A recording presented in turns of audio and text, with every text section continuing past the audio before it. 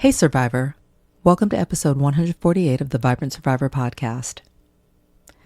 In this episode, I'm going to talk about why people, including the narcissist, witnesses, counsel, even judges, sometimes laugh, joke, or smirk during serious hearings. And I'm going to talk about why it can be triggering and provide some tools for you to protect your mind, body, and spirit. After all, their behavior is their business, but your health and healing is your business.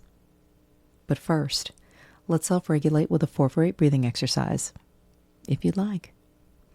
And I invite you to shake off any tension in your body, and we'll inhale for 4, hold for 4, and exhale for 8. Ready? Inhale, 2, 3, 4, hold, 2, 3, 4, exhale, 2, 3, 4, 5, 6, 7, 8. What do you notice in your body? Grab your notebook and pen, and let's dig in. Hey Survivor, welcome to the Vibrant Survivor podcast. Do you want to disconnect from a narcissistic or toxic situation and heal? Are you Googling how to identify a narcissist, narcissistic abuse, and boundaries? Are you feeling stressed and lonely while trying to avoid being sucked back in and lied to again? Hey, I'm Lesley. As a busy wife and mom, I fell for the lies and manipulations of narcissists. I wasted my time, talents, and money on users who kept moving the goalposts. I wanted real relationships and business opportunities and to enjoy life with my family. Instead, I struggled with anxiety, panic attacks, and insomnia, and I couldn't trust my body or anybody until I took a holistic approach to healing. In this podcast, you'll find tips for healthy living, trauma healing, and boundaries so that you'll have the freedom, confidence, and inner peace to respond, not react, after narcissistic abuse. Take a deep breath in, let it out slowly, and just relax. This time's for you. This week, during the murder trial, there was a lot of laughter in the courtroom. I mean, different people were laughing. The murderer was laughing and chuckling and whispering to the guy next to him at the defense table and writing notes. And at one point, the judge was making comments about baseball and about taking little breaks to watch the game. And that drew laughs. And at one point, a witness was testifying and was asked a question and blamed his partner for something kind of in a joking way, and that drew a bunch of laughs. At one point, the jury was laughing in response to some of the comments that were made by the judge and the witness, and then counsel was bantering back and forth, and they were sharing laughs, and some of us who were sitting on the witness and victim side chuckled a little bit at some of the stuff that was happening in the courtroom. But I think the overwhelming feeling that I felt in my body was just this sense of just discomfort. I was like, what is happening right now? Why is there all this laughing happening today in court? 3 people lost their lives. And it was interesting because there were certain times where the laughter seemed really inappropriate, really uncomfortable, infuriating, nauseating, frustrating, sad to me than others. Or certain people who were laughing or making funny remarks seemed to have the right or more of a right to do so than others, based on what their role was in the courtroom and in the murder trial. Either way, I felt all the things in my body, and it was hard. I was struggling and felt really conflicted and just overwhelmed in general, emotionally and physically. And I noticed that there were other survivors in the room, namely some of the witnesses who just looked uncomfortable in general, and to the point where I could see where they could use a little bit of levity or just given the gravity of everything, I could see where counsel, especially in their line of work, were kind of having what seemed like kind of water cooler conversation and needing to inject some levity in the situation. So what's really going on when this happens? Like, let's talk about this. There are a couple reasons people laugh or smirk in these situations, and it can be harmful in some ways to a trauma survivor. One is nervous stress type laughter that's maybe more involuntary and physiological. Sometimes laughter can help to relieve tension, and it can be a nervous coping response as opposed to something amusing. And either way, the body's trying to regulate. Like, nervous laughter can act as a release. Was a study that showed that laughter can actually buffer stress responses. This was a 2020 study that found that laughter at the time of a stressful situation can actually reduce the later experience of stress symptoms. But you have to take context into consideration. Laughter as a coping tool is different from laughter as, say, a form of dismissal. And then there's also strategic or manipulative laughter, which is intentional and more performative. So narcissists and their enablers may smirk, joke, or laugh to downplay the seriousness of what has happened, and specifically of what they've done. And they might use it to reframe the narrative, to maybe provoke a target, or to show dominance, which can be kind of a power play or a public form of gaslighting. Even light humor, say from counsel or from the bench in a court hearing, can be somewhat of a tactic to diffuse tension, to maybe minimize harm, or in some ways maybe signal some kind of alignment or agreement. One study showed that laughter involves multiple brain areas, and it can be automatic but also socially calculated, which is why the same behavior could be a release in one person's situation but also a weapon in another situation. Let's talk about how and why this hurts survivors. When you are traumatized, your body is highly sensitive. Your nervous system is designed to protect you, and cues that look like mockery or dismissal can trigger that fight, flight, or freeze response. And you may feel some shame, rage, or just collapse. So just know that your reaction is not overblown. Your nervous system is trying to protect you, which is what it's designed to do. So what can you do when this happens? Well, if we look at it from the standpoint of Dr. Sears's lean framework, here are some ways that you can lean into healing. Let's talk about L, or lifestyle. You can protect your exposure by setting boundaries around how much courtroom or case detail you consume. You can limit time, you can limit your news or social media exposure, and also your proximity to the situation. Limiting your time in person, which is something that I've been doing, or online streaming. And you can make sure that you are really focused on a good sleep routine and simple rituals after court to kind of wind down or close out the day, especially when you've been exposed to re-traumatizing information or situations. This could include something like a session with your pet.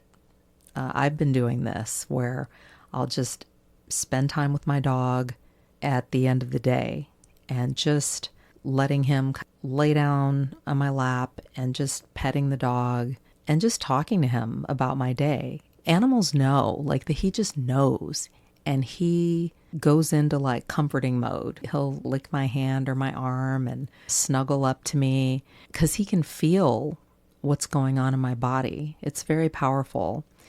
A hot shower or bath or warm tea can be comforting and a nice way to wind down and close the day.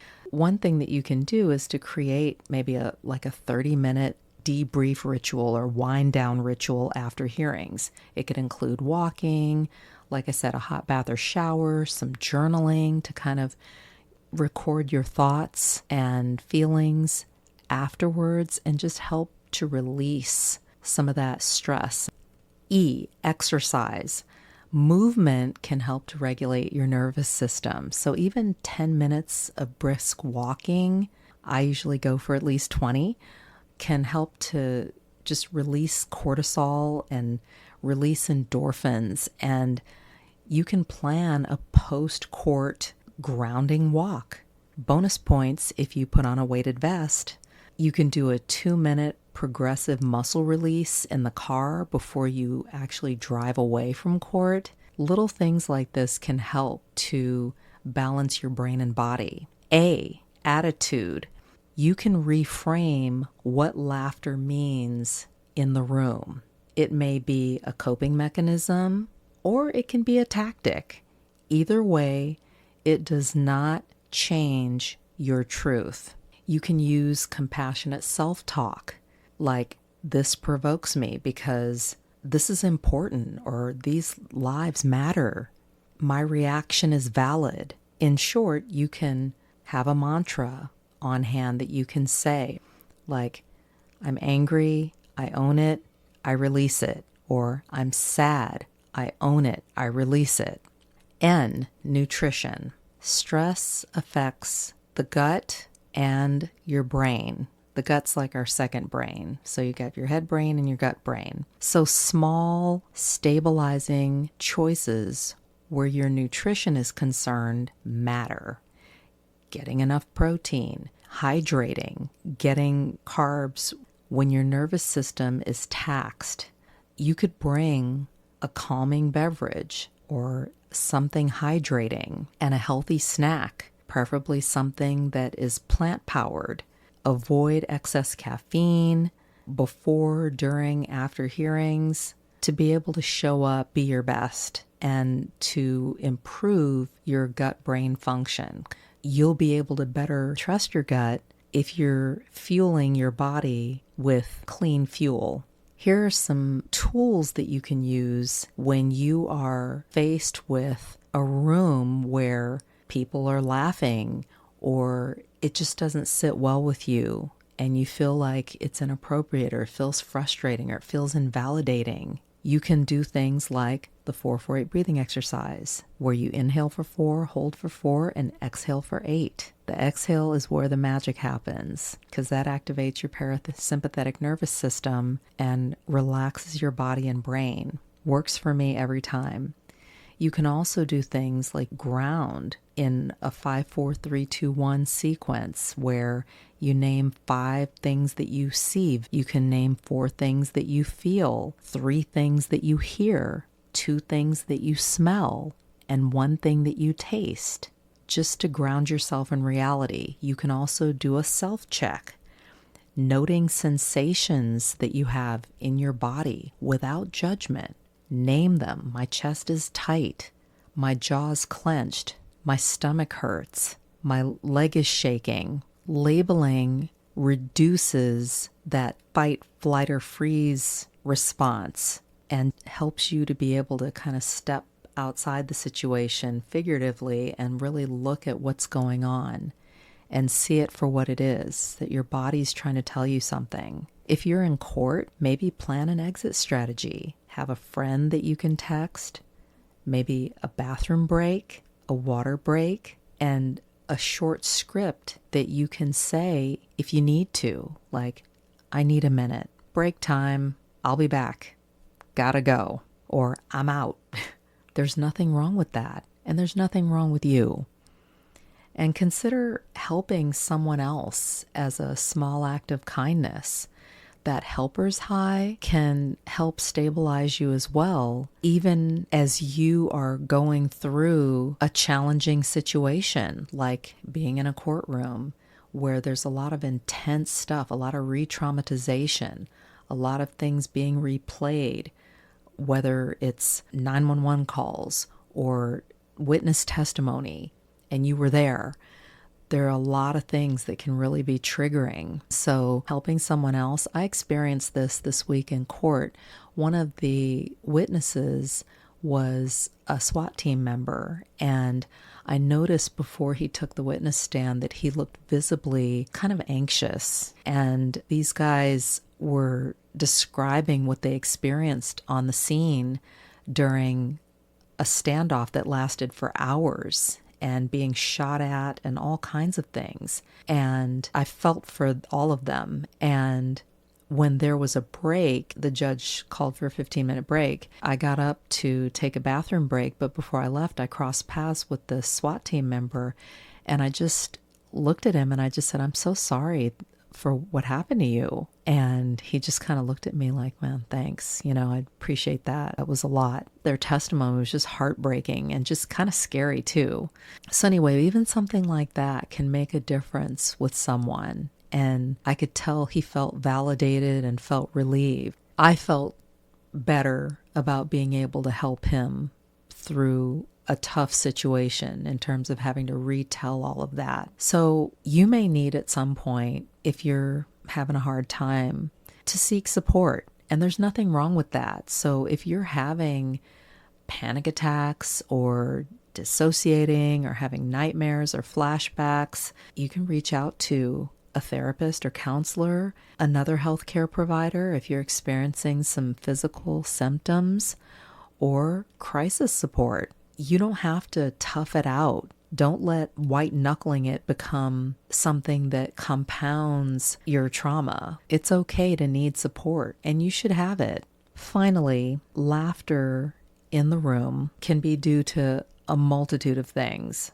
It can be a nervous release, it can be a sign of manipulation, or both. Your job is not to try to figure out what the motives are of the people who are laughing or joking or whatever the case is. Your role is to protect your nervous system and to protect your truth. Remember, you don't have to fix their behavior. You only need to protect your body. Thanks for tuning in, Survivor. Your health matters. Take care, and I'll talk to you soon. If this podcast has helped you understand who and what you're dealing with, sharpen your discernment, and move forward on your healing journey, share it with another survivor. Help me help others by leaving a review for the show. And let's connect on social. Take a screenshot, share it in your IG stories, find and tag me at The Vibrant Survivor, and I'll share your post too. I look forward to connecting with you on IG and seeing you back here. You're not alone and you're not crazy. Know who you're dealing with, know who you are. Take care, and I'll meet you back here next week. Bye-bye.